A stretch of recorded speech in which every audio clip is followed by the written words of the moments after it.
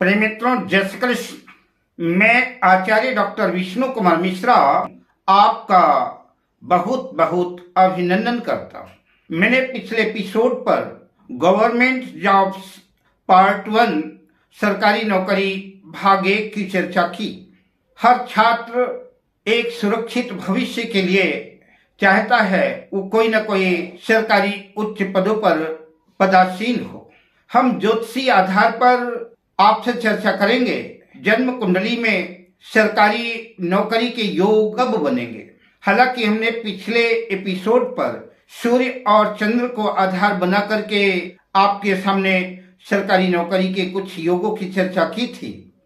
आज हम पार्ट 2 पर सरकारी नौकरी को लेकर के आपसे चर्चा करेंगे।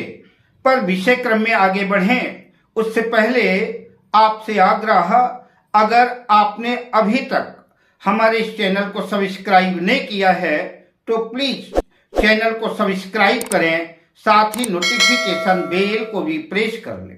अगर आप अपनी या अपनों की जन्म कुंडली का बृहद प्रेडिक्शन कराना चाहते हैं, विश्लेषण कराना चाहते हैं, किसी किस्म का हमसे ज्योतिषी परामर्श प्राप्त करना चाहते हैं अथवा उत्तम क्वालिटी के रियल राशि रत्न आदि प्राप्त करना चाहते हैं तो आप स्क्रीन पर फ्लैश हो रहे नंबरों पर हमसे संपर्क कर सकते हैं। इस वीडियो पर हम गवर्नमेंट जॉब सरकारी नौकरी के योगों की चर्चा करेंगे।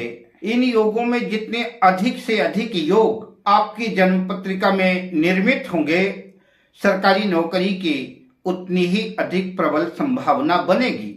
कई बार ऐसा देखा गया है कि जन्म कुंडली में ऊपर से लग्न कुंडली देखने पर तो लगता है कि सरकारी नौकरी के योग बनेंगे।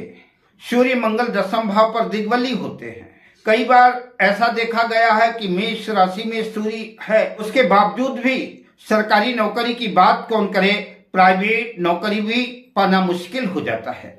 अतः कुंडली विश्लेषण करते वक्त, कुंडली देखते वक्त यह ध्यान रखना चाहिए कि जन्म पत्रिका में जितने अधिक से अधिक राजयोग निर्मित होंगे, जन्म कुंडली में जितने अधिक से अधिक योग दिखेंगे, सरकारी नौकरी की उतनी ही अधिक प्रबल संभावना बनेगी। नौकरी प्राइवेट हो या सरकारी, जॉब्स देखने के लिए, नौकरी देखने के लिए जन्म कुंडली का षष्ठम भाव जितना अधिक बलवान होगा उतनी ही अधिक प्रबल संभावना सरकारी नौकरी या प्राइवेट नौकरी की बनेगी।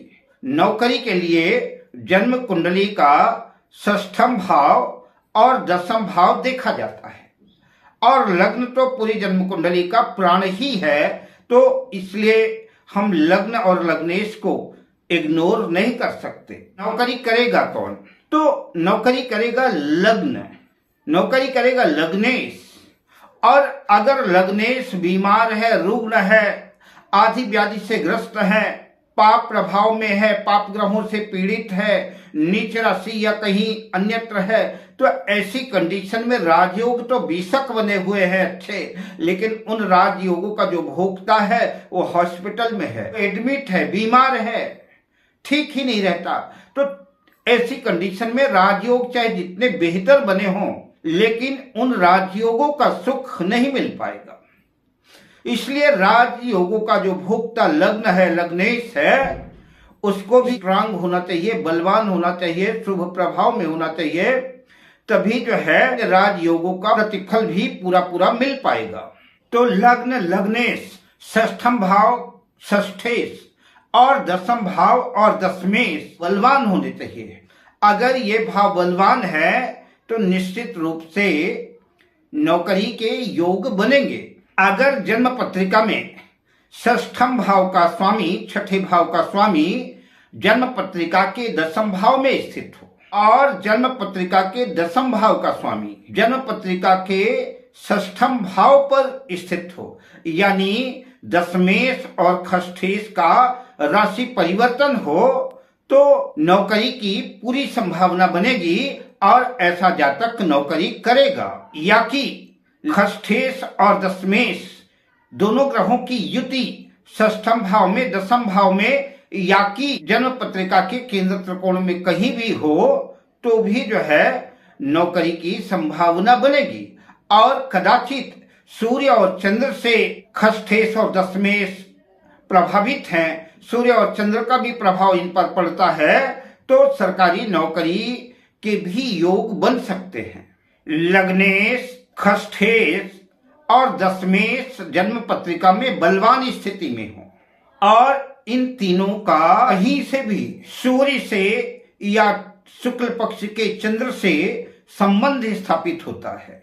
संबंध में चाहे दृष्टि संबंध हो, चाहे युति संबंध हो, चाहे राशि परिवर्तन का संबंध हो, या कि लग्नेश, खष्ठेश, दशमेश सूर्य और चंद्र के नवांश में हो, या कि सूर्य और चंद्र के नक्षत्र में भी अगर स्थित है, तब भी जो है सरकारी नौकरी की संभावना बनेगी। ऐसा जातक नौकरी करेगा। ऐसे जातक की नौकरी लगती है और कहीं से अगर गुरु से दृष्ट हो जाए, गुरु की दृष्टि पड़ जाए, तो निश्चित रूप से ऐसा जातक उच्चाधिकारी होता है, बड़े पदों पर रह करके राजसी ठाट बाट के साथ जीवन व्यतीत करता है। ऐसा समझ के चलिए कि गुरु की दृष्टि लग्नेश, खष्ठेश और दशमेश पर होने में सुहागे का काम करेगी। बहुत सुंदर योग बनेगा। जन्म पत्रिका के दशम भाव पर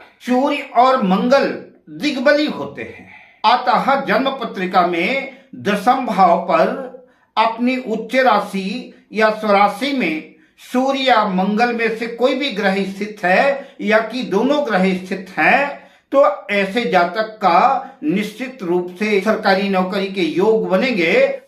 दौलत, शोहरत, कामयाबी सब कुछ अर्जित करता है। और साथ ही इस योग के साथ ही षष्ठम भाव का भी बलवान होना आवश्यक है। अगर षष्ठम भाव कमजोर है तो मुश्किलें आएंगी। दशमेश भाग्येश का संबंध बनता है।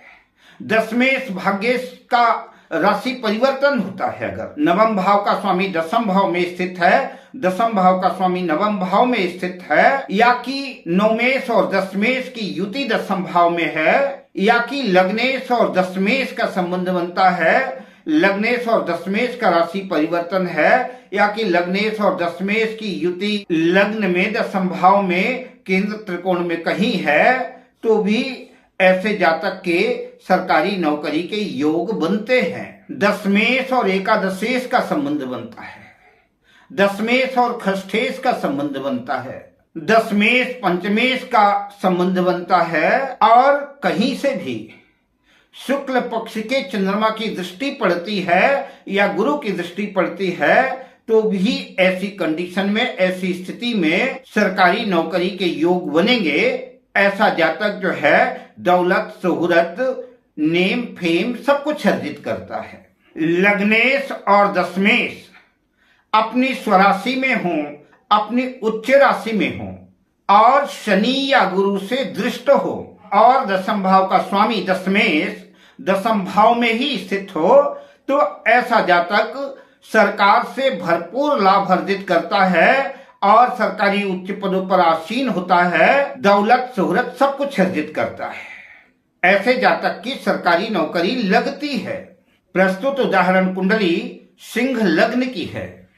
लग्नेश नवम भाव पर, भाग्य भाव पर अपनी उच्च राशि मेष राशि में स्थित है, और दशमेश शुक्र भी जन्म पत्रिका के अष्टम भाव पर अपनी उच्च राशि मीन राशि में है। साथ में मंगल और बुध की युति है, और शनि की 10वीं दृष्टि दशम भाव पर है। शनि लग्न में स्थित होकर के 10वीं दृष्टि से लसम भाव पर को देख रहा है। जन्म पत्रिका के कर्क राशि में देवगुरु बृहस्पति स्थित होकर के अपनी 9वीं दृष्टि से दशमेश शुक्र को देख रहे हैं।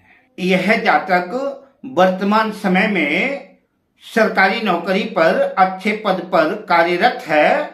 अब मैं आपसे लेता हूं विदा। मिलता हूं अगले वीडियो में, अगले एपिसोड के साथ, मंगल कामनाओं के साथ। जय श्री कृष्ण।